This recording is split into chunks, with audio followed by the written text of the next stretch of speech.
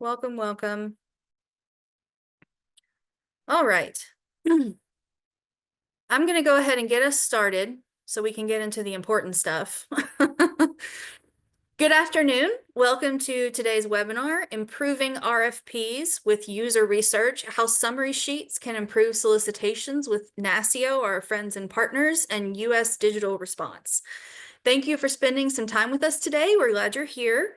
Before we begin, I want to take a moment to explain the format of how this is going to go. You're all muted, as I'm sure you've noticed. You can enter comments and questions in the chat box. You can also ask the presenter a question in the Q&A box at the bottom of your window, and we will address some questions maybe during the session if they're relevant, but we'll have some time at the end also to answer your questions. At the close of today's presentation, you'll be asked to complete a very brief questionnaire. Your feedback is very valuable to us here at NASPO, and today's presentation will be good for 1 contact hour for your UPPCC certifications. To get your certificate, complete the questionnaire following the presentation. I'm not offering CLE for this webinar today, but if you'd like to apply for it and you need the materials, just reach out to me and let me know. I am Megan Smith. I am the Director of Legal Education at NASPO. I work with the attorneys in the central procurement offices who support procurement in the states and in the AG's office who do the same. I'm very pleased to introduce our speakers today. We have Waldo Jaquith, who leads procurement work at US Digital Response, a nonprofit that helps governments build modern and resilient technology in the public interest. He's previously held senior positions at the US Treasury, the US General Services Administration, or GSA, and served in the Obama White House Office of Science and Technology Policy. Kate Drummond is a freelance user experience designer and researcher who creates intuitive digital experiences for organizations and the people they serve. Based in Seattle, she applies her research skills and design expertise to projects ranging from nonprofit organizations to startups with a focus on solutions that make a meaningful impact. That's what we're going to talk about today. And we have Meredith Ward's, last but certainly not least, the Deputy Executive Director for the National Association of State Chief Information Officers, NASCIO. She has served at NASCIO since 2013. She has over 20 years of experience in state, local, federal, and international professional associations and was a 2024 Women in Cyber honoree. Meredith has long been a good partner to NASPO, and we're excited to have her here today. And we're excited that NASCIO did this work with USDR and that they're here to share it with us today. So thank you guys for coming, and I will now turn it over to you, Waldo. And Megan, do you mind tossing up that questionnaire? Absolutely. Question We're thing? going to do a little poll. Cool, thank you. This will just take a sec, but it'll be interesting in the background for us to see your answers. In the meantime, I will get started. Hi, yes, I am Waldo Jaquith. Thank you for that introduction, Megan. And I'm here with Kate Drummond from US Digital Response to talk about what we've been doing here. Next slide, please, Kate. Let's start by talking about the project that we have embarked on here. Next slide. Just a quick overview of what we're going to talk about here. USDR worked with NASCIO for a couple of months to conduct this research project. We wanted to understand how tech vendors, consulting for doing work, contracting with the government, how they evaluate incoming solicitations. We just looked at RFPs specifically, and then we took what we learned and put together a prototype and tested it out, and now have a pretty good idea of how we can make RFPs easier for vendors to evaluate. Anecdotally, and I think I'm not going out on a huge limb for anybody here, vendors don't like government RFPs, but we wanted to go deeper into an aspect of that dislike and see if we could intervene. And it turned out that there is an easy way to make RFPs less unpleasant for vendors. And we don't care about this because of like an abiding love of efficiency, but because agencies need better outcomes for technology projects. Those projects are all outsourced, so we wanted to figure out how to get better competition at the procurement phase. Government doesn't necessarily need more proposals. It needs better proposals from the right vendors. And I do want to call out that this work was led by 3 US Digital Response volunteers. Kate Drummond, who's here with me today, Mark McGivern, and Shayun Atalana were the 3 USDR volunteers who made this happen. I just got to watch and be impressed. The next slide, please, Kate. So here's the problem. We wanted to go deep on the question of how tech vendors triage new RFPs for IT services. How do they make the initial judgment call of whether a new RFP can be ignored or if it's worth a deeper review. And we figured that if we could learn what vendors look for to make that call, we could propose a way to put that information front and center. Next slide. We wanted to, three things we were looking for here. We wanted to learn how vendors, and not just anybody there, but the frontline staff, the actual people whose job it is to look at new RFPs, not the top person on the org chart. We want to know how they triage incoming RFPs. So we wanted specifically to know what information do they use to make that decision. And we wanted to know how we could then make that process easier for them. And we came into this thinking that RFPs need something like a nutritional label was the shorthand that I was using for it, like you see on packaged foods, but some way to like put the most important information up front. But we didn't know if that was right or what information was actually the most important for vendors. Next slide, please. So our approach was this. First, we worked with NASCIO to survey their corporate members about how those folks felt about the procurement process. And then second, we went deeper, interviewing at some of those vendors, the frontline vendor employees, and had them evaluate a sample RFP while we watched. And again, by we, I mean the volunteers who actually did this work. And finally, we repeated those interviews, but with a new separate group of vendor employees. And this time, we had them evaluate an RFP that we'd secretly modified based on what we learned in the first round of interviews to see if that changed how folks felt about it. Next slide, please. I want to say a few words about the concept of user research because I appreciate it may not be familiar to everybody. This is, to read straight from the slide here, it's the systematic study of the behaviors, needs, motivations, and experiences of people to inform the development of a product, a system, or a service.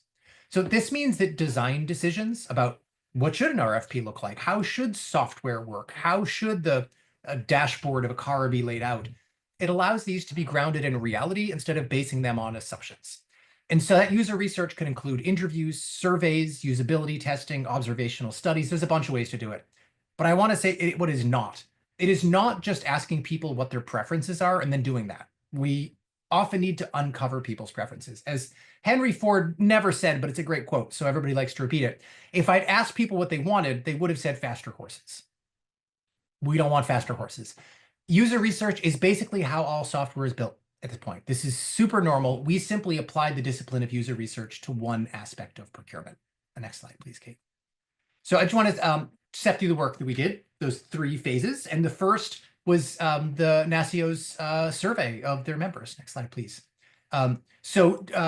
Jointly, we worked together, USDR and NASCIO, to put together a survey which select NASCIO corporate members responded to. And we asked a bunch of questions, and they were all along the theme of how they feel about the process of reviewing RFPs. Next slide, please. So I just want to name a few particularly interesting findings that we found especially relevant to what we were looking to find out more about here. The first, we asked them, what is the very first thing they look for in a new RFP to find out if it's right for them, just to make that snap decision. And these are the top 5 that folks selected from a much longer list. We gave them a choice. And when they were given those choices, the number one thing they looked for was evaluation criteria, followed by the due date. How much time do they have until their proposal is due? The presence of contractual issues, and that's this laundry list of like unlimited liability, third-party liability. There are a handful of hobby horses like that people have. Can't blame them. Whether the needed technology is within their expertise. Just, hey, is this a thing that we do? And then, is there enough funding for the scope of work? Is this asking for $50 million of work on a $2 million budget? So these responses from the survey were a first indication of what information vendors might want highlighted. Next slide, please, Kate. Second finding that I want to call attention to here, we then asked an open-ended question of what vendors would like to see specified in a cover letter or some sort of a summary of the RFP. And we grouped those answers along 9 themes. And these were the top 5. The scope, the why, what are they trying to get with this RFP? The time frame, the budget, which is often omitted, mandatory requirements, and whatever the selection criteria were. So this was our second indication of what vendors might want to have highlighted. Next slide, please, Kate. And then finally, the last survey finding of note, and there was actually like a bunch of interesting stuff in there, but these are the things that are most relevant to what we're here to talk about. The last is that what vendors said that they found to be the most frustrating part of the procurement process. And you can see there are three runaway winners, losers. Number one, lack of communication. Number two is the time frame. They just feel like there's not enough time to put together these long proposals. And then the third is lack of clarity. Clearly, vendors feel like they don't know what agencies are trying to buy, and that process is being rushed. So, Kate, I'm going to hand it over to you with the next slide here. Kate, take it away. There I go, get myself unmuted. Thanks, Waldo. So moving into our next phase of the research, my fellow researcher and I scheduled one-on-one remote interviews and vendors reviewing RFPs. So when describing their process, all participants initially scanned the document looking for key information. Some used AI to summarize RFPs, especially if they appeared to be lengthy or complicated, while many others used keyboard shortcuts like Control F to search for key terms that were important for their review process, like budget, or for their organization, like human-centered design or agile. If an RFP looked promising, some reviewers will use an internal decision tool to score that RFP, and others could spend hours reading through one.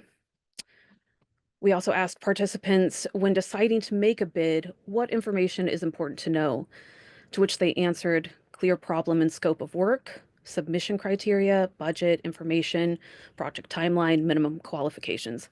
So continuing themes and trends that we uncovered in the survey for information reviewers are consistently looking for.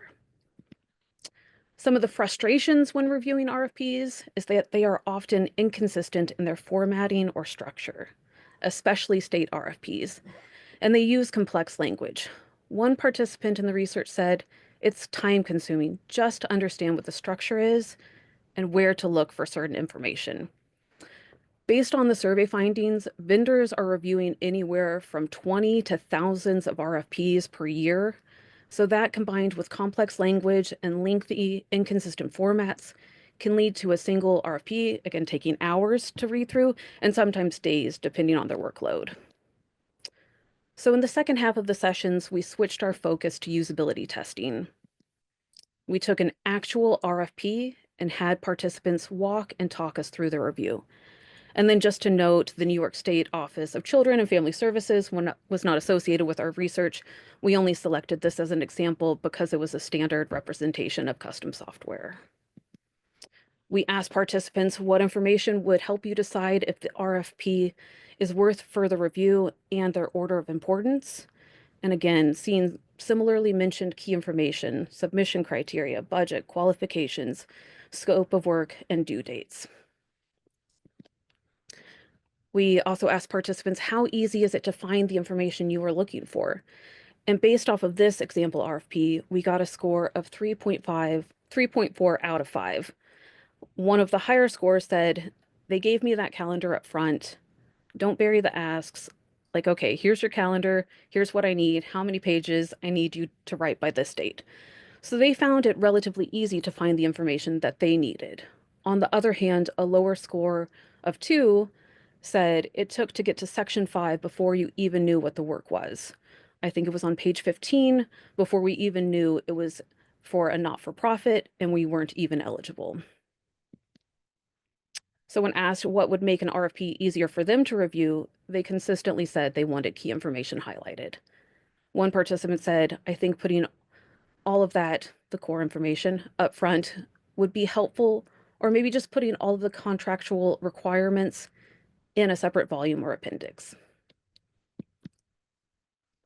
Other thoughts on making RFPs better was having a clickable table of contents.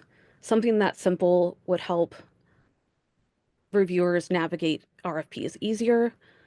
Our participants would like RFPs to be shorter, perhaps easier said than done on that one. But one mentioned if it was maybe 5 pages and not 63, because that's a lot to get through. Our example was actually 71 pages, but as we know, RFPs can be hundreds at times. So once we had a chance to go through all the interviews, notes, and data and look for the trends, we applied the data to a solution. And though Most states have different standards for RFP structures. The introduction of an additional page could help reviewers based on what we've learned so far. So the hope is that this would bring the most search for information to the front of the document using plain language, which would then relieve the burden of trying to decipher and search through lengthy RFPs. It'll also provide a consistent element across state RFPs that would be relatively easy to implement. So our proposed solution, the summary sheet, again, highlighting that key information. It can be added to any template and hopefully will reduce time determining bid.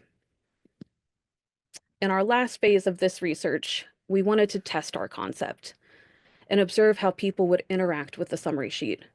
We started sessions again with a set of questions to understand the group reviewing RFPs. So again, all of these reviewers felt that RFPs were unclear and find it difficult to give appropriate responses. One participant said, a lot of the time an RFP may not be written well enough so that you get an appropriate response from all parties that are interested in bidding. Others thought that RFPs were too prescriptive. One said, you're really trying to answer questions based on requirements versus actually talking about what's best in the market. And then another said, our sweet spot is if a client can articulate to us what they want us to build, and then they don't go into all the hows. Essentially, vendors and subject matter experts in their fields would like more of an opportunity to find that best solution for the problem that they're trying to solve. Some of the ideas to improve RFPs from this group included, again, a table of contents with clear labeling. They'd like separate sections for procurement rules and project scope.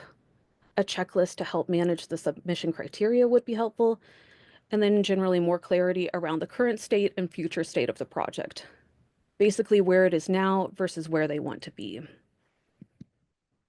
So to test our proposed solution, we included it into a new example RFP. And again, had participants walk and talk us through their process, this time with particular focus on the additional design element, the summary sheet. So again, reviewers are consistently looking for the same information and have similar pain points: timeline, budget, scope of work, submission criteria. We use the timeline here as an example. And one participant said, I look at that initial deadline. If it's too soon, then I've had times where I was like, we're not going to make it, so I don't even apply, even if it was something. So having that key information up front, they can immediately see this timeline is too short for their organization, so they would pass on an opportunity, even though it might be a good match for their organization. Another key lesson that we learned from the summary sheet is the importance of a well-written and detailed scope. So in our example, I actually wrote the scope based on what I could decipher from the RFP, so it was imperfect to say the least. And a participant said, so again, a challenge statement of why you're submitting this, because I don't know. Have you already deployed? Have you already developed? Again, having this current and future state, where it is today, what has been done, what needs to be done. And on to scoring this time, we got a perfect score. And some of the thoughts when referring to the summary sheet is this is the key information that I take a look at and put into that bid evaluation form that I talked to you about. This was another vendor who used an internal tool or checklist to determine whether they will bid on an RFP or not. So having this up front makes it easier for them to input this information to that tool. Another said, I like that overview. That gives you a consistent framework. And that was in relation to having to look at many different RFPs across states and at the federal level too, and being able to have a consistent thread amongst the states for easier review. Some additional information that participants would like included evaluation criteria, which has popped up quite a few times, contact information for the procurement officer, preferred or existing tech stack, and then any key personnel or specific certifications that they might need to hire for that don't already exist on their team. And with that, I will hand it over to Waldo. Thanks, Kate. Okay, so we learned all of this stuff. Now what? Like we had to figure out what do we do with this information now? And I guess the same applies to y'all. Next slide, please, Kate. So, like, obviously, using a summary sheet seems like an easy win. Like, this is not a complicated thing. We think that they're going to result in faster decision making by vendors.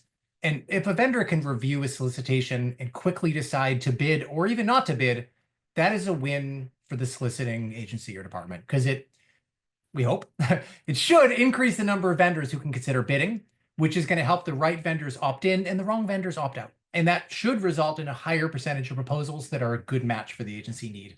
And the use of these across states should help with the common vendor frustration that there's no consistency of solicitations across states or even between agencies within the same state. Next slide, please, Kate. And then we came away with some general recommendations. One, which was just so interesting, I never forecast that we were going to come up with this, is to provide a nice table of contents. Like, I was never going to come up with this being really valuable, but next slide, please, Kate. This is a useful side-by-side here. And these are both from actual solicitations. We didn't create either of these table of contents. I'm not saying the one on the left is an ideal table of contents, but vendors sure prefer it to the one on the right. They like the larger font. They like the more spacing so that it's not crowded.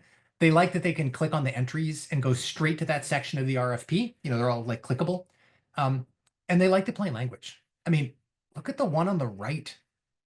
RRB.A.03A.general RRB provision-3.billing. What is this? Why would you title it that? Nobody asked for that. Nobody wants this. But you don't see that on the left. That is not exactly plain language, but it's way closer to plain language than what we're seeing on the right here. So that was a surprising recommendation. Next slide, please, Kate. Okay, back to the rest of the recommendations. Use plain language when describing the problem that this RFP is meant to help with. That seems like an easy one, but somehow people just want to use the most complicated language they can come up with. Provide a reasonable amount of time for proposals. If you're demanding 100-page proposals, don't expect vendors to have that ready in 30 days. If you want faster proposals, demand less information from vendors. And finally, vendors would really, really prefer, to Kate's point earlier, that you be less prescriptive about what the solution to their problem looks like when possible. They feel that agencies are prescribing solutions in the RFPs, and they think those solutions are frequently the wrong solutions. They want some room to innovate. Next slide, please.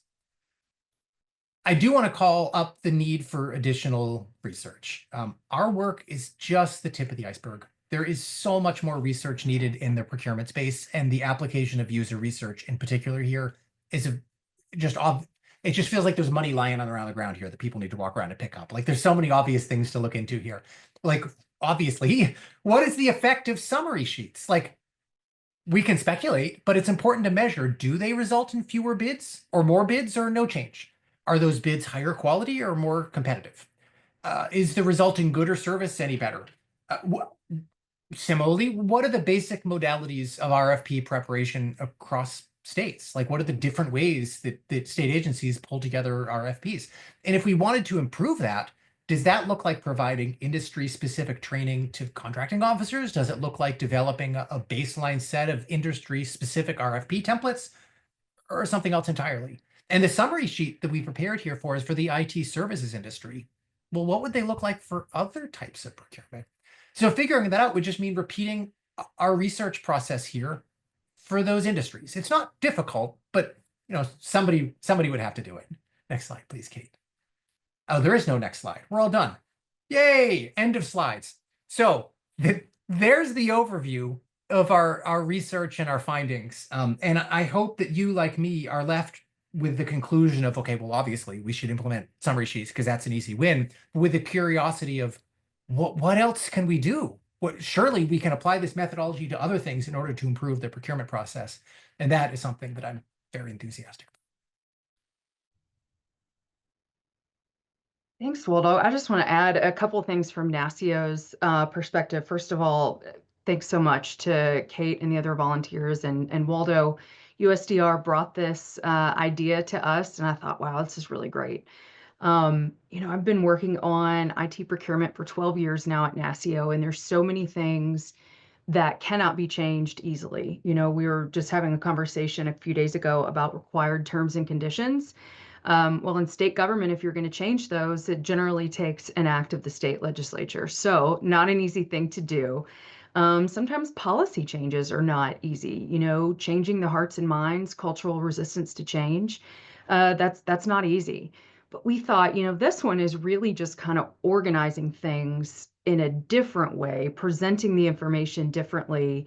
And Megan, I don't know if you can share the results of the poll question that we asked, or, would folks, you think you would find this easy, not easy? So 30% of you said easy. 33% said maybe a little bit more difficult, but only 13% said hard. So we are, excited. That's great. Yeah, I don't know. Yeah, not easy compared to hard. I think that's a small delineation. Who knows? But, if there's any state who would be willing to try this, NASCIO and NASPO would love to do a case study, maybe how your RFPs, your responses were, if you implemented this, maybe in 6 months or whatever you want to say, or just in, one project, did you get better results back? I think one thing that states, we forget how much time and how much money that it takes for a company to respond to an RFP. I mean, this could be, we found in our research and previous research, it could take $100,000 in staff time and resources. Don't even get me started on if you have to turn in a paper RFP and it's 40 pounds and someone has to go and turn that in. So, and I know that states really want better quality RFPs too, right? You have a problem that you're trying to solve and you want to make sure that the best folks are responding to it. So I was really overjoyed with these, with these results. And hopefully, like I said, if you have any takers and you want to do a case study, contact Megan or contact me. I think, yeah, Megan, do we have questions? We do. People have questions. So we've got we've got sort of several questions about the methodology of the research, and then maybe we'll talk more about the actual outcome.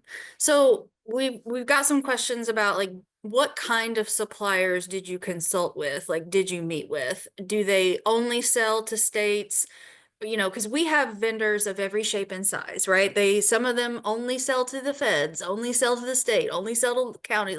There are lots of specialties in that way. So I assume that's why we got that question. So Kate or Waldo?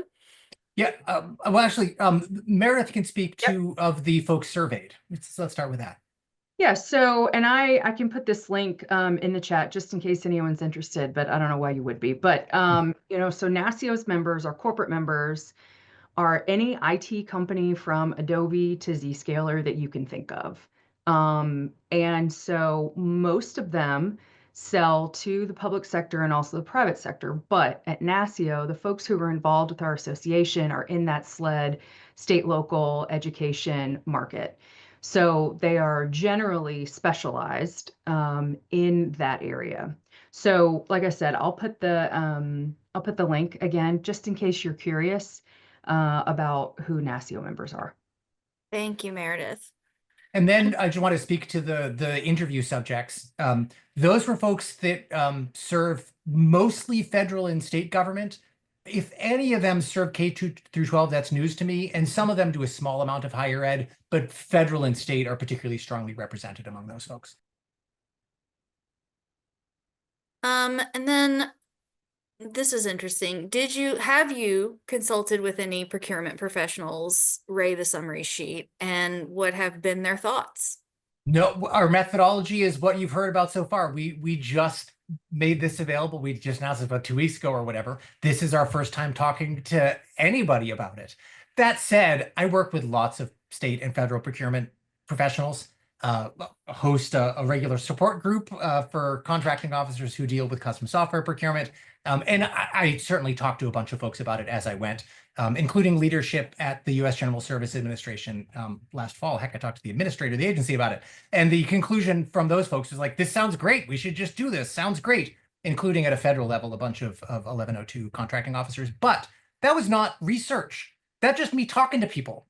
No. What remains is the valuable need for research of no, but really, How do they actually feel about it? How difficult is it to complete this summary sheet? It seems to be easy. It's meant to be easy. If you can't get these answers, I suggest you maybe not issue that solicitation, but that's different than the actual user research in order to get an answer to that, and that remains to be done. Yes, and that is why we are here today, to spread this message and hopefully get some takers on trying this and seeing how it would work. I will say, and I know, Meredith, this is true of your members as well, our members love a concrete, actual thing that they can go and do Right. that will immediately create improvement. This is low-hanging fruit, as I see it, to do that. Now, we did have a question about budget, which I know is something that we talked about when we were prepping for the webinar. So here's the full question. Was there consideration around including budget? Often providing a budget means all the proposals we receive will come back in at that budget. It rarely results in state staff seeing what the actual cost of a project is as viewed by the vendors responding. So I'll take a stab at that. And yes, 100%. And again, we are sharing, I'll caveat this. We are sharing what our private sector folks told us that they want. That doesn't necessarily mean that we think that it's realistic, because absolutely, you say our budget's 5 million, and strangely, all the bids come in and they're close to 5 million. So I think the point there is, though, if you can include a range or something to give the vendor an idea of, okay, they know they can do this, they can't do this for anything below 5 million. And you're like, well, our budget's only 3 million. So that's going to take some creativity to really come up with what that is. But it's, again, signals to the vendor to let them know you should be responding to this, or don't waste your time responding to this RFP. A lot of times vendor days can help with that too, but I get what you're saying. Yes, if you publicize it, then magically they're all the same. And I'll add to that to point out that in the Word file version of this that is easy to download and implement, it's annotated and includes instructions about each field. And I'm pretty sure that we included for the budget one, like, hey, if this is a thing that you publish with RFPs, then include that here. And if you don't, or if it doesn't make sense, then don't. I want to double down and bear this point that, like, this is what vendors are asking for. This is what vendors say makes it easier for them to evaluate solicitations. Okay. Often the way that I want to work, like for instance, for custom software projects, I want those to be time and materials. Vendors don't want that. Vendors want firm fixed price. Okay, I don't care what they want. I want time and materials, because that, on a well-managed project, is a better use of government money. We don't have to do what vendors want, but it is really valuable to know what they want. I'm going to add there, I Yes. think a lot of them would like more communication too, just in general. So having more of the request for information, those things up front, and starting the conversation about some of these RFPs earlier with the vendors might help that as well. Yeah, we at NASPO think Q&As and RFIs are excellent, and that's a great thing to do, especially before a complex procurement, to hear from the supplier community without those constraints on them, so that they can tell you, what do you think about the liability of this project? You know, what are the risks involved? They may be able to show you risks you didn't even know existed and assure you that some that you're concerned about won't be a problem. So that initial part is super critical to that. And I think that that RFI Q&A process would lead into the information you would put in the summary sheet, right? Yeah. We also got this interesting. What percentage of suppliers will still respond to a poorly written RFP? So we didn't ask that question, but Waldo, I want to I suspect that these are going to be smaller vendors. So there's a balance here, right? Because, we've talked about this in the past. Larger vendors, they might not bid on something because they have way too much to lose. Smaller vendors might not bid on something because if they lose it, they lose it all, right? So there is a sweet spot. But I suspect that folks who have very large procurement RFP teams are not responding if things are not clear. Now, it might mean that if there's a question and answer period, or they can get more information, they get some clarification, that's fine. But I'd be interested, our procurement folks, I don't know. What do you all think about that? Or it was anonymous who asked that question, so we don't know if it was a vendor or a state person. Yeah, please put your questions in the Q&A or in the webinar chat. That's fine too. We have plenty of time for discussion and questions. So if you see an issue, please point that out. Like that's what we're here for. So send us your questions and comments. Megan, I want to speak to that Yes, question please. as well. Um, for enough money, they'll respond to any RFP. But the particular part about poorly written, to Kate's point about lack of communications being a real problem, is what concerns me about a poorly written RFP is if it's not adequately communicating exactly what it is that the agency or department is trying to procure, that is communicating uncertainty. And the best way for vendors to deal with uncertainty is to increase their price. So at that point, for vendors, it's not a question, it's less likely to be a question of, do we bother with this? It's a question of, by how much do we increase our bid to deal with the uncertainty of having to bid nothing that is not described adequately? In my time at Treasury, I saw many RFPs that my office at OCIO would review and approve before they could be published, particularly from IRS. And most of the time, more than 50% of the time, I would review the solicitation and have absolutely no idea of what they were trying to buy. I don't know. And the list of deliverables, more than half of the time, did not include these. This is for big software projects. The list of deliverables did not include software. Wasn't on the list. Reports, lots of reports, Gantt charts, requirements traceability matrices, but they would forget the software part. This is grim. So when we say poorly written RFPs, I don't just mean like it's not using plain English. I mean, vendors don't know what you're trying to buy. So even worse, the percentage might be pretty high, but that price is going up as a result. A great point. And the longer time they have to spend figuring that out, they're going to factor that in as well. Yeah. I do have some numbers from the survey. So Please. on average, all of the vendors surveyed review 1,006 RFPs per year. We know that can vary quite a bit between company to company. So on average, 275 of those they will actually bid on. And then we asked how many they successfully won, and they said on average 55. And that's all from everyone who answered. So 1,006 to 275 to 55. So Yeah. And this, I feel like this relates. In some of my research on other things, I've asked suppliers, how do you feel sort of about the state procurement process? And I've asked them that in many different ways. Meredith and I have done this too. And what we get back generally is we don't like the process, but it works. It does the thing it's supposed to do in the end. But it is annoying. And could we make that better? So I think there are lots of suppliers out there who are willing to jump through the hoops as long as they know where the hoops are and what their jumps need to look like. So I think that communication of what you really want is key. And I think that this bears that out.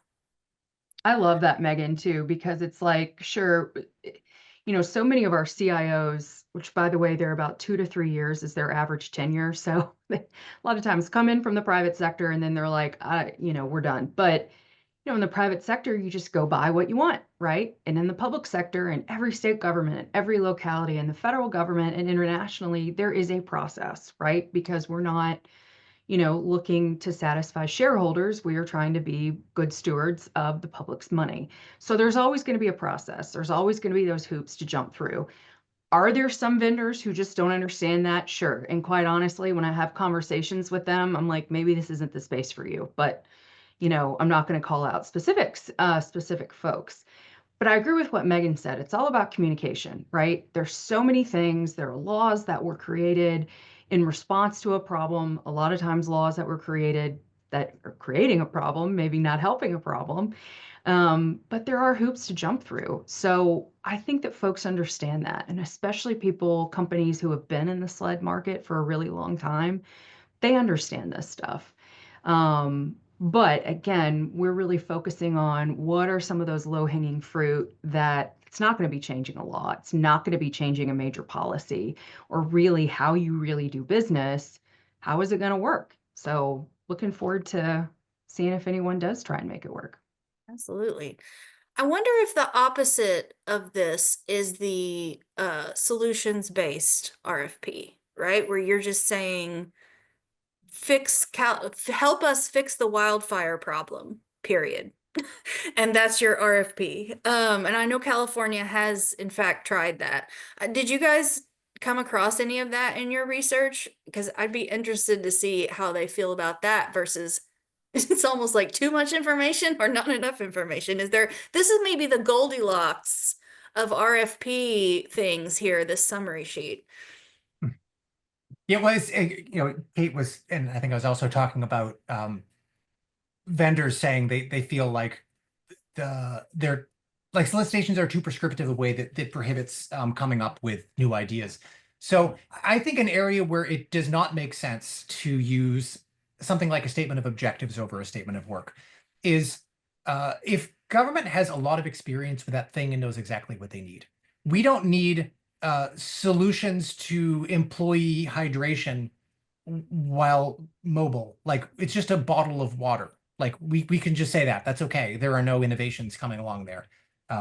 But for things that are novel, for things that are complicated, for fast-moving spaces, that's where it makes a lot more sense to use a statement of objectives. And Megan, back to your love of RFIs and Q&As, that's the perfect place to uncover whether you're being too prescriptive and too narrow. One word of caution here, if you're going to use a SUE-based approach, you have to have people on staff who have enough knowledge and experience to be able to evaluate if those proposals are sensible. It can be, particularly if you get to more cutting edge things like AI, it can be too easy to get snowed by fancy talk by a vendor that sounds convincing. If there's nobody on staff, it can be like, wait, no, none of this is possible. No, we should definitely not do this. And if you don't have somebody who has that subject matter expertise or access to such people, maybe let the innovation happen elsewhere. And you're just going to hang on to be able to benefit from that down the line. Yeah, and I think a lot of this too is education, right? One of the things, gosh, Megan, 2018, I think, a publication that we did, and I'll dig that up and put it in the chat here in a second. But, we really talked about cross-educating different folks within state government. Just as I tell, our CIOs, it is not the responsibility of the procurement office to be able to tell you every single ins and out of every technology term. That's not their job. It is your job to help, educate and teach. And the procurement office, your job to help educate and teach the CIO's office and other agencies about the procurement process. I'm going to pick on other agencies just, here for a second, but Megan, you said, could we do, the RFP that said we want to stop wildfires? Well, I think a lot of times agencies will come up with something that they think that they want, and it'll either be so prescriptive that it's like it's very clear that this is for one vendor, or like Waldo was saying, I have no idea what you want here. So, depending on how your state is structured, right? But really educating agencies and different folks on an RFP, a good RFP, a good crafted one is an art. And the people who can do that really well, the states and entities who can do that really well, I think they get better outcomes. I like the comment in the chat about, an invitation to negotiate. That's fantastic. When we first started on the negotiations work, like I said, almost 10 years ago now, most states couldn't do that. So glad to see that. And while someone else is talking, I'll put that publication in the chat. Yes, thank you, Meredith. Speaking of AI, in the procurement space, when we talk about AI with our members, there's two different things we talk about. We talk about procuring AI for use in the state, and then we talk about using AI to do the procurement itself. So I just want to differentiate between those two things. And so, Waldo, maybe you guys could talk a little bit about using AI in the procurement process to review solicitations and what you guys learned about that in your research. Kate, could you say a few words about what you had observed and what folks told you about their use of LLMs? Yeah, it wasn't a majority, but there were quite a few interview participants that mentioned that they don't even read it at first anymore because of how many they're looking at, that they'll just go straight to whatever their tool of choice is and plug it in and have AI spit out a summary. And they'll start there just because they're so overwhelmed with the sheer number that they're reviewing. So we didn't go into super specifics about it, but it was an interesting tidbit to learn about. And I got to go in depth with one one vendor that we reached out to that was willing to be interviewed. The president of the company emailed me and said, "Hey, I'm going to join that interview." And I was like, no, please don't do that. We're not going to get correct answers, but I would like to talk to you separately so that he would feel heard. But it was actually really very useful. I'm glad that I did it because I asked him about their use of AI. And this is a smaller vendor. I think it was a couple hundred of employees, compared to much bigger tech vendors. And the point he made, which I found compelling, is he thinks that large language models in general are junk and that they produce junk. However, as he put it, agencies want us to give them 100 pages of junk. I think he used a ruder term in the form of a proposal.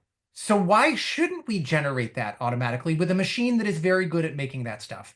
And he said it's not that they're just having AI generated proposals and turning those in, it's how they're generating their first draft. And his point was that as a smaller vendor, they need to level the playing field with much bigger vendors. They don't have the capacity to write a 100-page proposal. They can't turn out even the 55 proposals a year that is the average Kate mentioned. That would be a lot for them. But if they can use AI to be able to speed up the review of solicitations and the preparation of proposals, then they're going to do that. And the results are not great, but for them, it's better than not doing it. That seems like a good summation of AI at this point. It's not great, but people think maybe it's better than not. We'll see if that assessment holds. Well, and every time I hear talk about AI, someone has to say this: garbage in, garbage out, right? Right. So if it's a bad RFP, you're not going to get a good summary out of it. And one thing, Kate, when you were talking about some of them using Control F, like the lawyer in me just screamed because, oh my God, you have to read the whole thing. You have to read every word. And also what concerns me about that is, are you using different terms that they're not searching for? Like every state has a different term for a thing, and that gives me heart palpitations. I will say, I think I mentioned budget, and they will use just the dollar sign to just Oh. jump to anything. Yeah. And this was a shortcut. They will go through and read it all, but to get to those key points that they need to know quickly whether to continue on or not. Yeah, Control F. What else were they searching for, Kate? Again, agile, human-centered design, depending on the type of agency that or organization that they are. But yeah, budget, the dollar sign was a common one. Yeah, those terms, scope, they would type in, or yeah. I bet they're looking for unlimited liability and third-party liability. Yeah, Just a hunch. Yeah. probably. Yes, I definitely heard those terms as well. Don't get me started on that. We got to Yeah, limit that's a whole other hour of webinar. other Oprah show.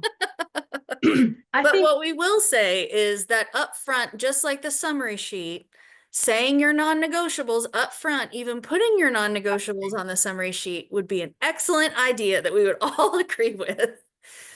absolutely. And I think if we could go back to like talking about generative AI. So I am curious from the state folks who are on, I've heard some states are requiring vendors to say, did you use AI to create this RFP? And I think, so if your state is, if you want to put it in the chat so we can see it, that'd be great. But I think, what Waldo said, there's a difference between, okay, using generative AI to come up with a template and a start, fine, right?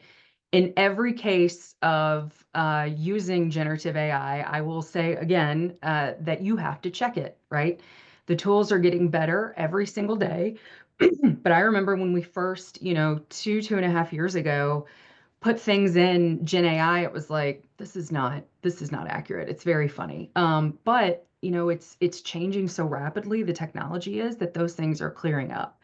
So if vendors are telling you that they're not using it, I'm going to tell you that they're lying to you right now, because I know that most of them are. But again, I think saying, yes, we have used generative AI, or we will, whatever, I think that's not unreasonable to say. But it's also will be pretty obvious to you if they use generative AI and no one checked it. Maybe we should create a website full of bloopers or something like that. So Hallucinations are us. hallucinations, send those in to me and Megan so we can laugh about it if you want. But Yeah. With colleagues, just last week, we were preparing a pitch to a funder, and I had included in rough notes for the pitch how our services, how they were valued in the market, what we as a nonprofit provide for free. One of our partners had recently said they'd spent $2 million to get a worse version of that, which blew my mind. A colleague took that rough document and ran it through Claude or something to generate a pitch, and it turned that into a quote, a manufactured quote from that person, as if they actually said that about us, some sort of an endorsement. They said nothing of the sort. We caught it. It's fine. But Wow. that was a new category of AI error for me, is that it can take something in passing and make it look much more official and real than it is. Absolutely. I put something in the chat. One of my favorite Gen AI tools is AI for Busy Readers. It's from a man who is a professor at Harvard, and it's called Writing for Busy Readers. So a lot of times what I tell even folks on our staff, like, I don't know if you all have gotten, an email and then it's like 4 paragraphs later and someone actually says what the ask is. And I'm going, oh my God, because Megan, I am one of those people who will read everything, but I get mad about it before I get there. So, I'm interested, put an RFP, what you have, put that in a Gen AI reader, put the email or the message that goes out on your procurement portal, run that through and see, is there a better way to get more of your, like Waldo says, your pertinent information up front? What an excellent exercise for you in the procurement office to make sure that the RFP has all the information it needs to make a summary sheet. I sort of feel like An NASCIO Gen AI. Why don't you create that, Megan? Just so I'll work on that. For RFPs. Yeah. I will work on that. But yeah, I think that's a great self-check. Is can I answer all of these questions? That would be a great way to check your RFP just before you send it out the door even. Yeah. All right. So we had a question. Do you believe that well-written RFPs produce better contract pricing? And I think we talked about that. We hit the budget issue and sort of the pros and cons to that. And I certainly understand why that is seen as a concern. But yeah, I do think there's more creative ways to talk about budget in the RFP. And certainly don't go searching for dollar signs. Please I do. also think too, Megan, kind of a branch of that, and maybe this is what the question was asking, or maybe I'm going to sound crazy, but wouldn't be the first time. But, I think that, yes, a well-written RFP where everything is clear and upfront and the expectations are clear, as Waldo said, sometimes if things are not clear, a company is going to add whatever, X amount to the quote. But again, we all know when expectations aren't set at the beginning, what that leads to is more money down the line with, change orders and, whatever. So I do believe, yes, that having things more organized, more clear is going to produce better results for the state. It's going to be, a better use of taxpayer money. And it's also going to be, we can't ignore the vendors and again, the time and the money that they spend to respond to these things and the projects that they work on. I think it's better overall. So that's my hypothesis. I think I'm going to apply the attorney concept of figuring out what the other side's best argument is and what you're going to say against it, and suggest that that's what we should be doing when we're thinking about the suppliers responding to the RFPs. If I was them, what would I be asking? What would I be looking for? That's a great way to check your work, I guess, as it were. And with regard to the AI situation in the legal community, it's very much a draft, right? That is a tool to create a draft for you. I was in a webinar this morning with our local bar association, telling horror stories about attorneys who filed motions with fake cases in them and they're getting sanctioned, and it's very bad. So I would just encourage everyone to consider AI as a first draft, and it needs a human still to check it. And that's even in a closed model where you're using a certain amount of information. You still want to double check everything. So, but I think this is an amazing potential solution that you guys have brought to us, backed up by research. You know, a lot of times we say, we think this would be a really great idea, but there's not much beyond, we think this is a really great idea. And we do have concrete evidence that this may work. So I'm excited about this. I hope there's a state out there who wants to try this, and that they reach out to us. I hope they're clamoring to do this, and see where they go. If you start just with your technology contracts, maybe just do this with your technology contract, do it with the next one you have coming out, see what happens. We would love to hear from you. And Waldo and Kate, you guys do amazing work over there. You guys, they're nonprofit. They do this to make things better for all of us living in this country. And so certainly appreciate your work. Meredith, as always, NASCIO is an amazing partner to NASPO, and we value your friendship and the relationship we have. And we think that brings great value to both of our memberships. So thank you for pushing this research forward and bringing this to our attention as well. Thanks for having us. Back to NASPO. Thank you all so much for the good partnership. If you don't get along with your CIO, I'm thinking about you, right? We can do this. We can make it happen. Yes. So if we don't have any other questions, Waldo, Kate, any last words? Thanks for having us. I appreciate it. We'll see how our ideas here survive their first contact with reality, but appreciate all the procurement professionals who were the first to see this here. We launched the balloon, right? So, all right. Well, thank you all for attending today. This webinar qualifies as one contact hour if you're continuing education credits for your UPPCC certification. To receive your certificate, just fill out the survey in your browser window when you've exited the webinar. You'll also receive a follow-up email containing all the slides and materials we discussed today. This webinar has been recorded and will be available for viewing on our NASPO YouTube page in the coming days. Questions entered into the chat and the Q&A boxes have been saved, and we will follow up with email for any questions we didn't get to answer during the presentation. Thank you again to our wonderful presenters. Thank you to everyone who joined us today, and I hope everyone has a lovely rest of their day. Thank you.